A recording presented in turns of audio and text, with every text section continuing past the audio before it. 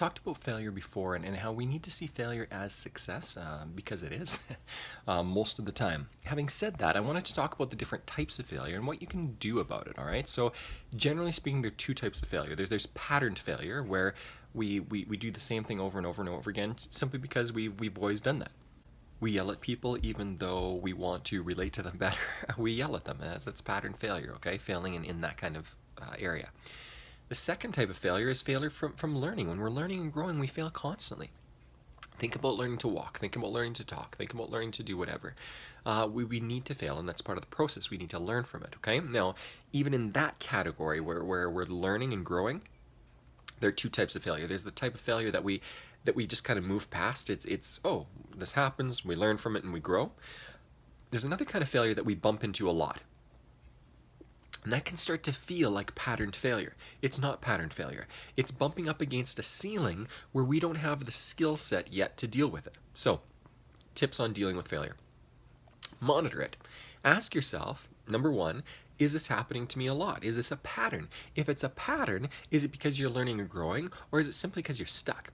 If you're stuck, you need help. Period. You need to analyze what the failure means. You need to analyze what you need to do about it. And if you don't have answers yourself, you need to get somebody else to help you. And that's okay. That's a brilliant part of life, is that we are social creatures and we can learn from others. If you look at your failure and there is no pattern to it, then great. You're learning and growing. Keep going. If there's a pattern to it, but you realize, wait a second, this isn't because I'm stuck doing the wrong thing, because I'm not growing, it's because I'm growing and I simply don't have the skill set right now. Well, then again, analyze it as you're doing, and then again, talk to somebody who's helpful. Read a little bit, learn a little bit, but most of the time, talk to somebody who's knowledgeable about in this area.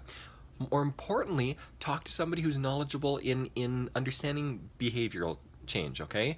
Changes in behavior and how to change and grow and learn in certain ways. Sometimes it's a soft skill like communication. Sometimes it's a hard skill like I need to up my programming game or whatever it is.